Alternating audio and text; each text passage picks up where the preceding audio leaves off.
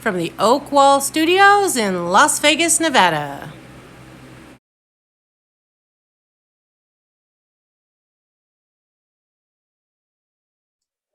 Hello, Hey. this is Jesse Oakley III, and welcome to the Yoke Zone, where we provide positive words of wisdom for you, the happy people.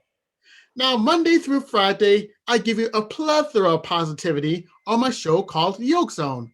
But today is Sunday morning, and it is time for the Sunday Morning Chat Series, where I get to interview positive people that are making a big difference within the community, whether they are speakers, authors, yoga instructor, animal care volunteers, organ donors, Bitcoin experts, business people, you name it, and I will interview them right here on the Sunday Morning Chat Series.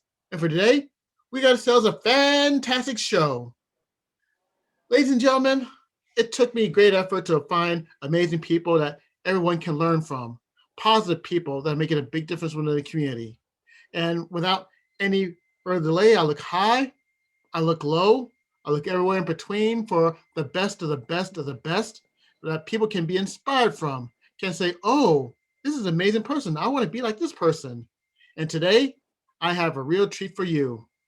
So please, ladies and gentlemen, help me welcome from Pivoting Strategies, none other than Miss Carla Fleming. Carla, how's it going? I'm doing fine. How are you doing, Jesse? I'm doing very fantastic, very well, very well, very well. And without any further delay, let's chat. All right. All right, Looking now, forward to it. exactly. Now, could you please describe for the happy people out there what is Pivoting Strategies? So Pivoting Strategies is a consulting firm. We focus on executive coaching, primarily with CEOs of companies. What I like to say, the way I describe what we do is, I'm at the intersection of disruption, leadership, and growth. So that means we're helping CEOs figure out new streams of revenue, cut costs, and figuring out how to scale their business for Hmm. the future. All right, fantastic. Now, how did you get this started? Well, it's kind of, if you go back in the Wayback Machine, I would say, Let's do it. yes, let's go. Um, I really got into this when I wound up as a temp secretary and then later a marketing co-op student while I was going to grad school at George Washington University. Hmm. And so, and I had a co-op. I was temp secretary at IBM, and they called and said, "Well, we have this co-op position, for marketing. Would you be interested?" And I said, "Sure." They didn't even know I was in the building, and that was an interesting time because IBM was pivoting itself. They had been in a situation where they missed the mark on the change in the marketplace for computing. This is where the mainframe was no longer the primary computing product that people wanted to buy. They wanted to go into buying more distributed computing systems because they wanted to push that technology throughout the company, not just in one location. So it was a great time to get to a company that you could see the challenges they were having, but you could also see the opportunities that they were figuring it out. And I thought, well, isn't this cool? So when I would go to work and then come back, go to class and then come in and work the next day, and I could literally apply it on the spot. And so it was a great way to actually be an advisor to leadership that was really your sales leads that were struggling with marketing because this is a new discipline that was actually introduced into the company. And so getting that chance to really make recommendations on how they go to market, what their ecosystem, helping them uncover and understand their ecosystem and who else they needed to partner with to be successful, great opportunity. So I wound up going into sales for 3 years. Hmm. And that was kind of another aha moment because during those 3 years, I kind of, what I like to say is, it was a boom bust experience where we introduced new technology at the beginning. So the first year you had to really tell people about it. The second year it was very transactional because everybody knew about it, they just wanted it. And the third year you couldn't give it away. And so what I realized is, wow, that's a boom bust. I never ever want a sales rep to go through that again. So I moved back to marketing because I wanted to work on that type of problem. So I wound up doing global small and medium business for about 5 years and figuring out the strategy for a variety of products, including how do we take Linux to market. We had a $200 million business, grew it to $1 billion business in 2.5 years globally, and really trying to make sure we had something else on the truck for the sales rep to continually put in front of their customer. And after that, did move down to the geography to understand how marketing execution would work so you can connect the dots. And so partnered again, back to partnering with sales again to make them successful as they went to market. Um, and then, after I left IBM, I realized, well, there's small and medium businesses out here that need that type of support. And so when I work with clients, it takes a lot of different, it goes in a lot of different directions based on what their needs are. In some cases, I'm working with clients that have experienced a growth stall, which means they're either experiencing flat or declining revenue, or they are growing. And so they're trying to figure out which opportunity do I pursue. Because the reality is they actually need to focus and pick one or the other and really hone in on that. Whereas a growth stall, they really need more opportunities to consider so that they can move their business forward.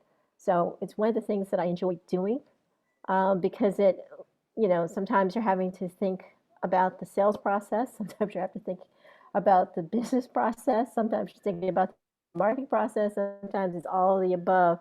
But it's really trying to bring that clarity for that executive to understand, okay, as your confidential thought partner, here's what I would recommend, and here's why. And really getting them comfortable with how their market has changed. So it's one of the things that I often find is that whether you're growing or whether you're in a growth stall, you really need the context of of the market, the customer, and the industry that you're operating in. Because as we know with the pandemic, things are changing a whole lot faster, and especially the customer. During the pandemic, about 76% of customers have tried a new buying behavior. And a lot of them are going to stick with that buying behavior. So for companies, your pre-pandemic customer may not continue to be your post-pandemic customer. And that's a challenge. Wow. Now, I think you answered some of the questions right there, but what were some of the challenges that you had in getting this off the ground and getting it started? Uh, when I just figured out what I wanted to do. I mean, no, I'm serious. I mean, I think a lot of times you have to figure out what you want to do. I think you have to learn how to put yourself out there. When you're sitting in a company, you're putting the company out front, right? You're messaging with the company, their message, their values, their viewpoint. When you decide that you want to be an entrepreneur, you have to figure out what your values are for your company. It is your baby. Not everybody's going to understand it. Not everybody's going to appreciate it. And you really have to learn how to put yourself out there. Um, and you have to try a lot of different things. Um, Sometimes you may start with it in the name under your company name under one uh, name, and then 2 or 3 years later, now that you know more, you will change it to something that is a little bit more relevant because you're starting to focus a bit more on the market that you want to. I think other things that people need to be cognizant of is this is a risk. So maybe you step out, maybe you find that, you know what, I kind of want to do it part time because there's something else I want to do. But I think you also have to figure out a way to stay relevant. That is I think the toughest part of being an entrepreneur because you almost have to be ahead of your customer in order to get them to for you to understand their problem and then articulate it in a way that resonates with them. And I think that's really one of the biggest challenges I find is staying relevant. And so, when people ask me, well, what about this? And I say, well, you have to be willing to risk, Yep. right? I mean, your weekends are not your own. You may work 7 days a week. Um, you're constantly thinking about the pipeline, the sales part, as well as the execution of what your specialty is. So you own everything. The thing I think it does help you do is you have a greater appreciation of how the organization should work, um, and you have a greater appreciation of the different roles in the C-suite and how potentially the process should work, or the fact that you actually need a process. And that's part of the challenge too, is kind of figuring out what you need and when you need it, and thinking long term, not just short term. Yep. All right. Now, what were some of the best moments that you have with pivoting strategies? I think it's the opportunity to give your customer an aha and then help them solve their problem. It's for one client, it was, they had been in a growth stall for 2 years, and it took another 3 years for us to get them out of it, because it doesn't happen overnight. You didn't get here overnight, you're not going to get out of it overnight. And to see him go from zero revenue to about six figures, huge. To see the way he felt about himself, his business. Because I mean, entrepreneur, but people don't really always understand is that your business is your baby. You have This is like, if you have kids, this is your fifth kid, right? If you got four kids, this is your fifth child, and a lot of people may not like your child because it's taking up so much of your time, Yes. right? And I think it's really challenging. Um, I think for another client, it was getting them to. He had a bigger challenge. Had a challenge with as a recruiter, the awareness of his business, and getting it in front of the right client. He was doing social media, was doing blogging, it still wasn't working because he had competition from you know Indeed and LinkedIn, and the customer was changing and their buying behaviors were changing. So I suggested, because he had done radio before, to look at a podcast. And while he was trying out the podcast, with a recruiting focus, I wound up doing more market research for him, and really came back and said, look, the symptoms of the things that you're talking about on your current podcast, where he was talking about corporate social responsibility and a green planet, I said those are really symptoms of a much bigger challenge, and that is uh, the redefinition of work. So now he's rebranded his podcast. Remember, I said people often will rebrand as they know more. Mhm. And he has a focus on the future of work now. And so it's, we also wound up restructuring his format of his podcast based on the research so that it aligns more with what the customer expects. And there wasn't any research available at the time we did it. We were 2 years ahead in terms of, and that helped us structure restructure his website, because he now knows who he is targeting. So when you're able to do that and the client is happy with the result, and clear about who they are and what they deliver and their value. I mean, it's what I meant with you help the sales rep. I never wanted the sales rep not to have something on the truck to sell. Well, I never want a client not to have clarity about who they are and their value and how they can help their potential customers. All right. Good. That's awesome. That is beyond awesome. Now, Mhm. let's say that you meet somebody that is inspired and amazed by what you're doing, and they want to do what you're doing right now. What advice would you give that person? Oh, okay. Well, I say, if you want to be an entrepreneur, I think you have to think about, what your personal commitments, because I mean that can really challenge you financially and, first, family wise. Because if everybody's not on board, that's a challenge. Um, think about whether you want to start as a side hustle, so that you reduce your risk and you figure out how to move the business forward, because you're going to have a lot of, stops and starts. Um, I think it's also having a community of like-minded people, meaning other entrepreneurs, so that you have accountability partners and build your network. I mean, I tell everybody, I don't care who you are and whether you have a full-time job or not, build your network, because in a lot of ways, the network is how you get a position, or you're going to make that contact. Um, and I think that was one of the things that I learned as, when I moved from corporate to entrepreneurship.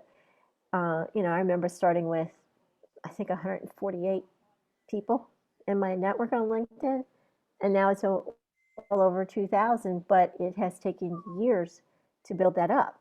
And, the ability to go into your network and to see who has connections, and, maybe you go and ask, well, could you refer or whatnot.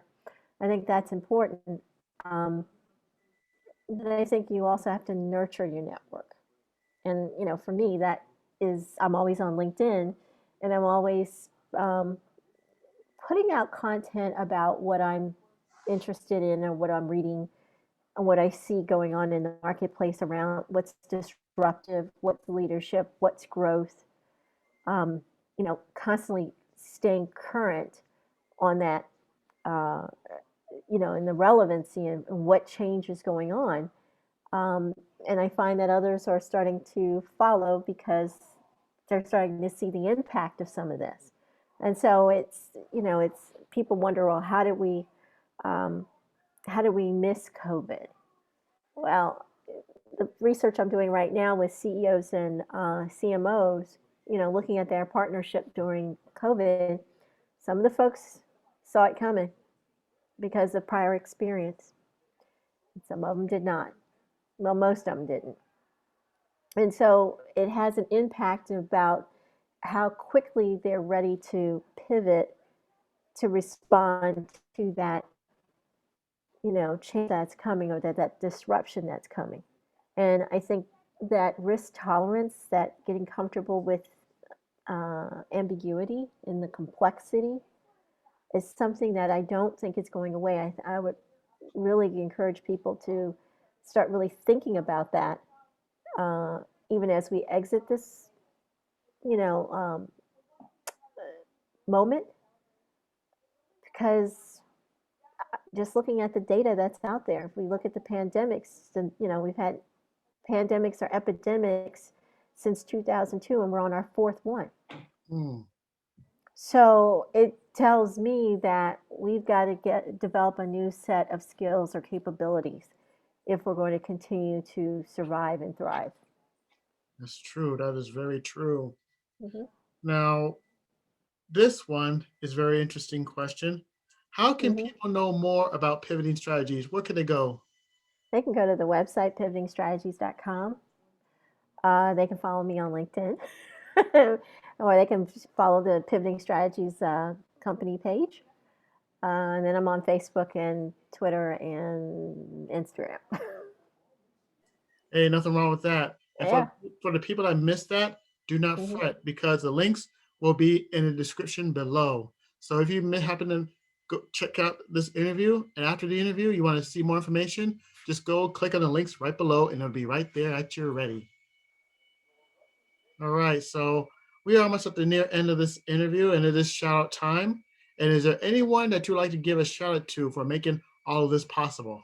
Oh, I would say my parents, my family, been most supportive, my friends. Because again, like I said before, you do need your friends Yeah. that could reach out to you and say, "Hey, how you doing? What's going on?" Or you're reaching out and you're asking them the same questions. And my accountability partners and mentors, they've all been just hugely supportive, and you can't get this far without them. Ain't that the truth? Ain't that the truth? Now, there are going to be lots of people, my people called the happy people, that are Hmm. going to watch this video and be amazed and inspired with what you're doing right now. If Hmm. you can offer any words of wisdom for the happy people, what would it be? I think perseverance and maintaining your relationships. I can't say that enough. It's the perseverance, because this is not a sprint. It is a marathon. Yes. It just is. And so that's the perseverance and, and then the connections. I mean, leverage. I often laugh with people talking about, oh, we didn't know about Zoom, and entrepreneurs knew about Zoom because we weren't going to travel. You had to prioritize. So you were like, yeah, I'll do Zoom. And then, you know, and I think I was telling one of my friends this past week that, oh, we were talking about virtual assistants. And I said, oh, this is an entrepreneur thing. I said, in 3 to 5 years, this will be the norm. It's like Zoom. It's analogous to Zoom. And, he was like, oh, that's a good point. It's just, I feel like entrepreneurs are really on the edge. They're working the edges because that's where the opportunities exist before the mainstream even sees them. All right. Thank and on behalf of all the happy people that are watching all over the world, I'd like to thank you for taking your time out for an interview with the Oak Zone Sunday Morning Chat Series. Really appreciate it. Well, thank you so much, Jesse. All right. And this concludes this episode of the Oak Zone Sunday Morning Chat Series. If you want more plethora of positivity, go to YouTube, type my name, Jesse Oakley III, hit the subscribe button, ring the bell, like, comment, and share these videos with other happy people that you know. And if you were to go to my YouTube page and see the Sunday Morning Chat Series, you will see plenty of past interviews that I have done on the Sunday Morning Chat Series about positive people making a big difference in the community, like Carla. And for all the happy people out there, take care of yourselves and remember, have a great day. Bye. Bye.